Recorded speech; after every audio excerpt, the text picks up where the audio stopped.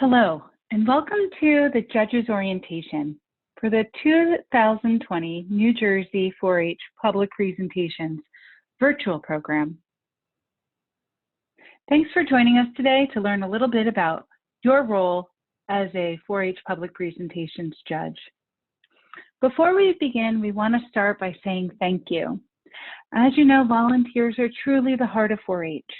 Your time and energy to the 4-H program and specifically to the public presentations event is really valuable. And we thank you for everything you're doing to make this experience an important and valuable learning opportunity for our 4-Hers. My name is Rachel Lyons, and I serve as the chair of the Department of 4-H Youth Development at the State 4-H office in New Brunswick at Rutgers University. And I'm going to lead you through a general orientation of what serving as a public presentations judge is going to look like, especially this year in a new virtual format.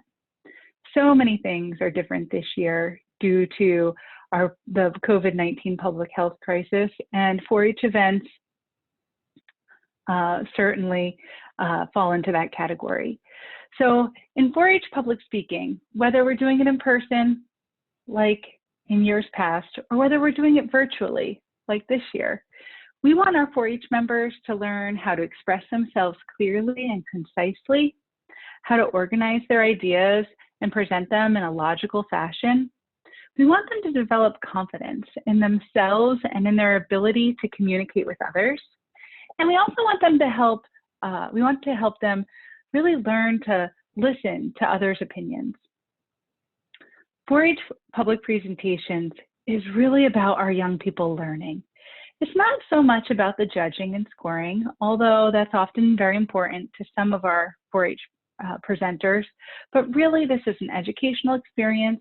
We want our members to learn and grow from what they learn and what they experience through this contest. Most of all, we want this to be a positive educational opportunity for our 4-Hers. So today I'm going to walk you through a little bit of the logistics related to this, specifically timeline and the logistics of judging in general. And then we're going to talk a little bit about the mechanics of judging, the format and parts of presentations, how to go about actually judging the presentations, how to utilize the online score sheets, and then we're going to do a quick tutorial utilizing those score sheets. So all judges will receive judges information. So you'll be receiving an email with instructions, notes specific to virtual presentations, a link to each presentation you will be judging. The presentations have already been recorded and for the most part uploaded to an unlisted YouTube video. And we'll be sending you the link so you can go straight to the presentation you're supposed to be viewing. And then of course, we'll send you a link to the judging form survey. And that's an online form that you'll use for each presentation. So a little bit about logistics. If you've been a public presentations judge in the past, in our in-person or in our state virtual contest that we rolled out last year, in addition to our state 4-H public presentations contest for older 4-H youth, 8th grade and up, then you already know the basics of judging. And it's not any different here. Judges are paired in teams, usually 2 judges per presentation. Each judge will usually evaluate about 4 or 5 presentations, much like you would in an in-person contest. The biggest difference is you will not be in the same room as the presenter or as the other judge. And for the most part, you won't have the opportunity to talk through your presentation with your co-judge. So in this case, you'll be judging asynchronously from your own homes at your own leisure. If you would like to be paired with a judge and you want to have that interaction before you put your scores into the system, then talk to your 4-H staff and see if that can be arranged. In some cases it can, so if that's really important to you, please do reach out. There may be cases where judges are asked to evaluate more or less than those 4 to 5 presentations, but that's our general rule of thumb. Videos will be sent to judges in that judges informational email in mid to late May. We will send out reminders to all judges after 1 week's time, and the deadline for judging to be submitted is 2 weeks. So every county will operate on maybe a slightly different timeline, but for the most part, that all the judging for county presentations will happen between mid-May and very early June. So let's talk about what a 4-H public presentation looks like. There are actually 4 types of 4-H public presentations. A demonstration, and that's really where you're demonstrating how to do or how to make something. A great example would be how to make a peanut butter and jelly sandwich. An illustrated talk would be a talk with visual aids. So it might be a presentation on my trip to France. Performing arts would be just that, an art performed. It could be someone playing the piano or reading a monologue.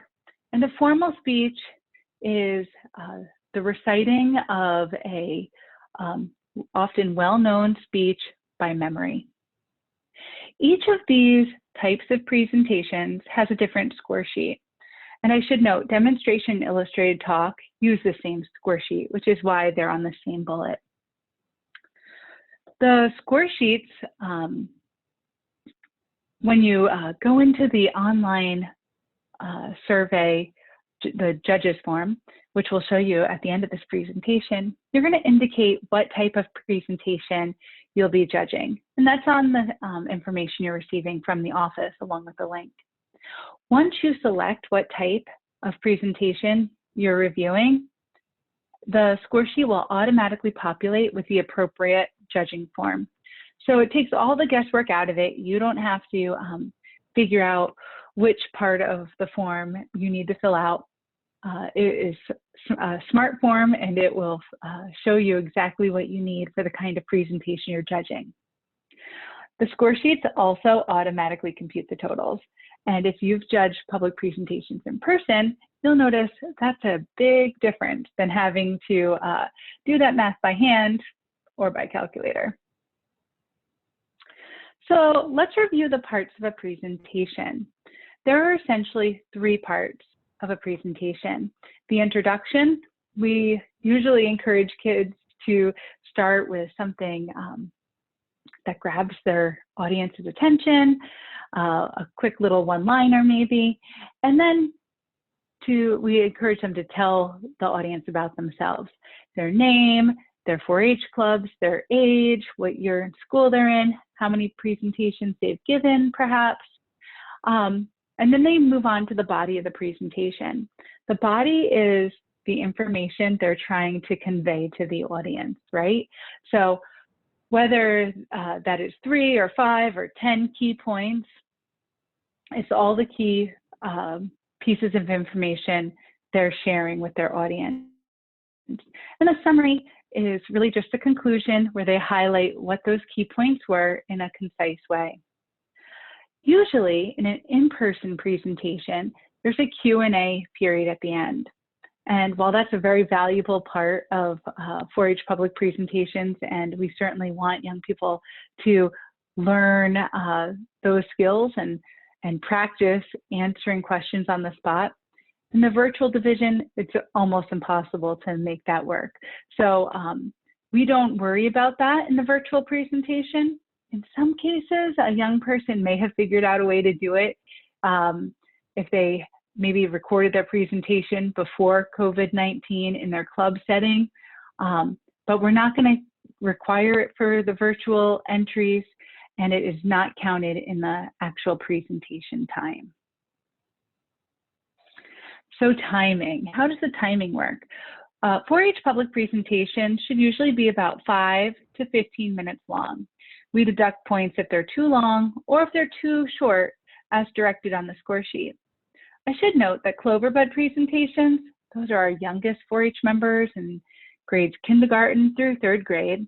We don't judge those young children. We actually just give them feedback, but we do expect their presentations usually to be shorter, probably in the 3 to 5 minute range, although we certainly don't put hard and fast boundaries on that. I have in the past had to stop in an in-person presentation, a Cloverbud, for going well over the 15-minute time period, but that's a rare occasion. So let me talk a little bit about general judging guidelines. Our 4-H presenters should look neat and tidy, and they should be dressed appropriately for the type of presentation they're giving. If a 4-H'er is giving a presentation on Western style riding, I might expect them to be wearing a cowboy hat and a Western shirt, blue jeans, and cowboy boots, that kind of thing. We also expect their presentation to follow an organized format. It should feel well thought out and organized instead of chaotic and mismatched. We also want to make sure that the young person is knowledgeable and interested in the topic that's being presented. When we're judging 4-H public presentations, it is really important that we give lots of comments, even more so in the virtual division than in person. So we want to give detailed and thoughtful comments so our presenters can learn from this experience. If you give a deduction, try to remember to give a comment related to it so that the young person can see where they can improve and how they can go about doing that. In the virtual judging form, there's actually extra space for comments because there's no verbal feedback in this division. So if you've been a judge in the in-person contest in years past, you'll know at the end of the presentations, having the judges share the feedback with all the presenters in the room is one of the most meaningful and important parts of the 4-H presentation process. Because we don't do that in the virtual division, we really are asking you to put your thoughts, capture them in that comment area. So the young person can go back, they can even rewatch their presentation through the lens of the comments you provided. Presenters will receive the score sheets from the online form in a couple of weeks from their county 4-H office. So how to judge? We're going to walk through the rubric that we use to judge presentations, but it's important to remember that presentations aren't judged against each other. Rather, they're judged on individual merit. And we use the Danish system of ratings. So an excellent presentation, that's a presentation that scores between 90 and 100 points, will receive a blue ribbon. A very good presentation between 80 and 89 will receive a red ribbon. And a good presentation in the 70 to 79 range will receive a yellow ribbon. It's important that you don't allow your personal preference of a topic to play into your scoring of a presentation. If there's a topic that you feel strongly for in one way or another, really take time to reflect on your judging and make sure that you're not allowing your opinion of the topic to bias your scores. Again, we want to make sure that we give constructive feedback for each participant. So even if a presentation scores really well, great job, Johnny, isn't enough. We want to hear feedback like, Johnny, I was really impressed with the organization of your presentation.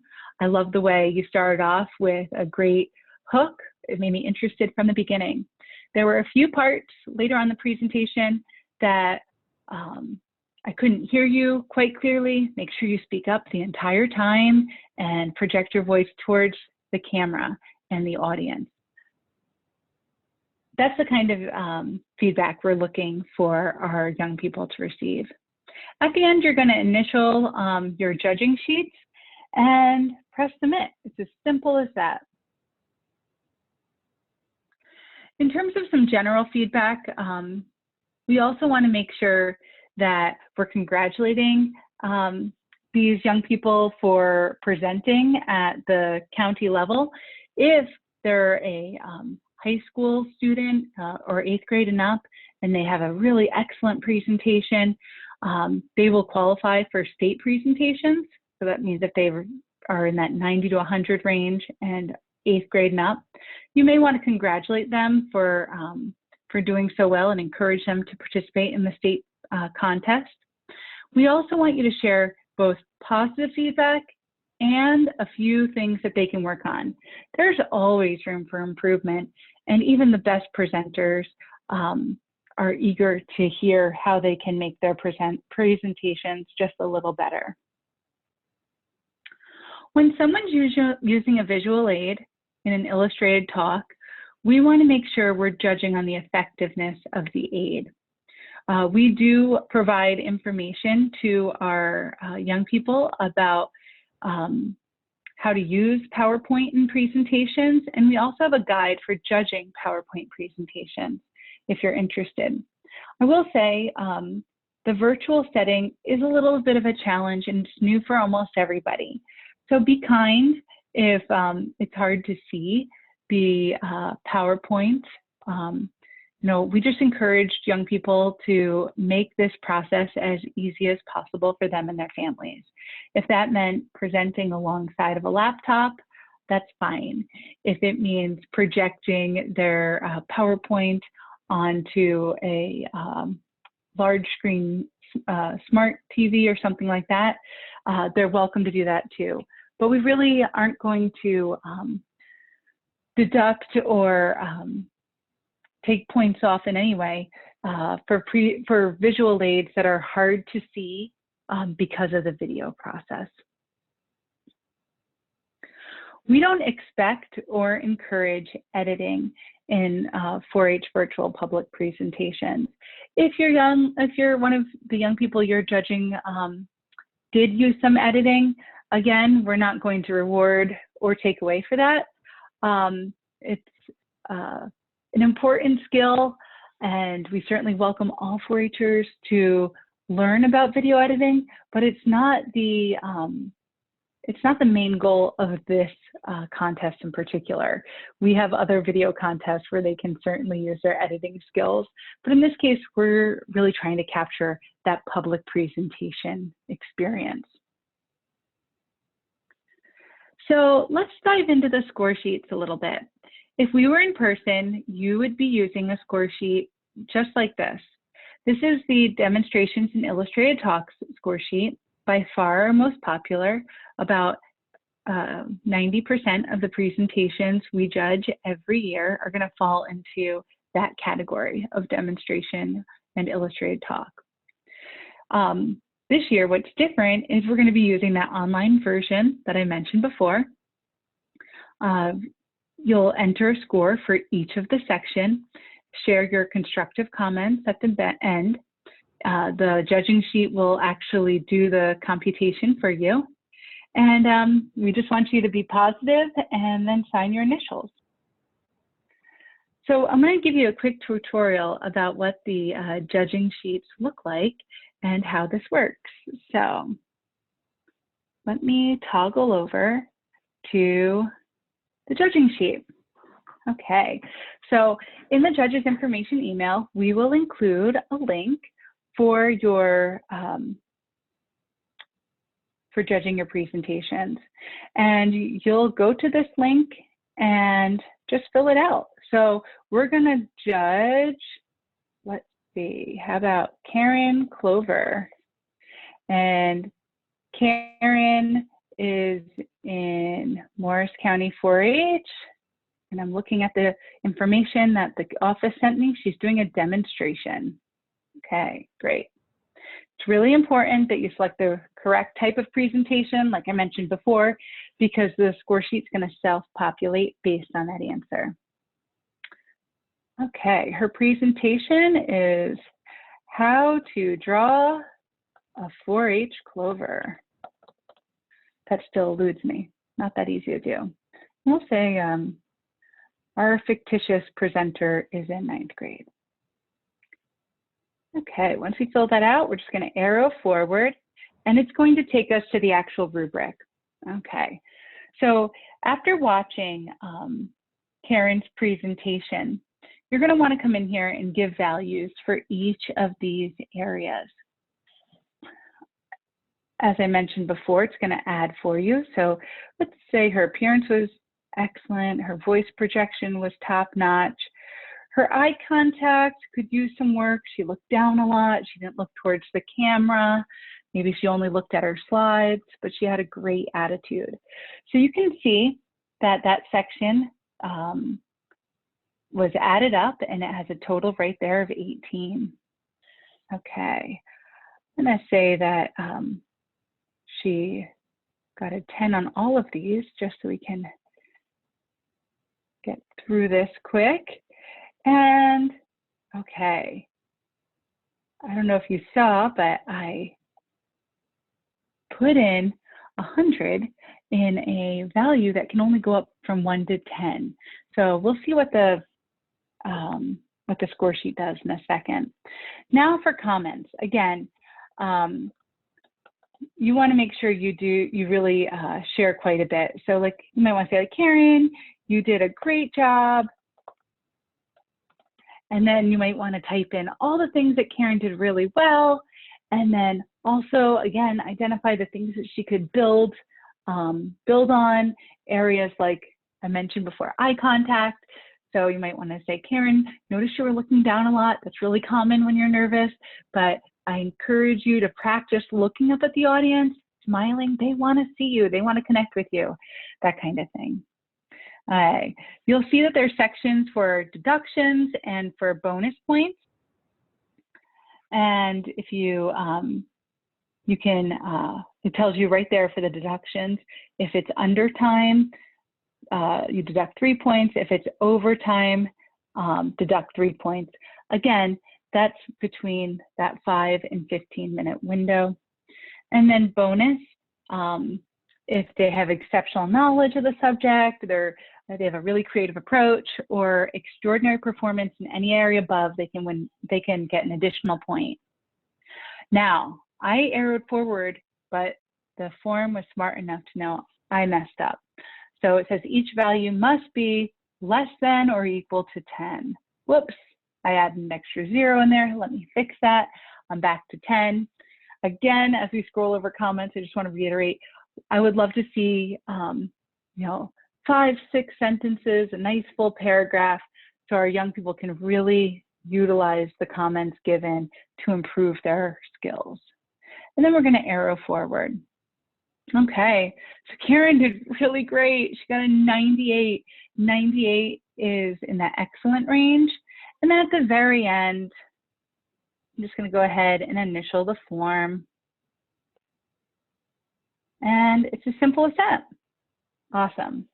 So that's how you would use the online judging form for an older member. If by chance you are asked to evaluate a younger 4-H member, a Clover Bud, a young person in kindergarten through 3rd grade, you would actually use a separate form. And if you are asked to do this, we'll make sure we really specify that.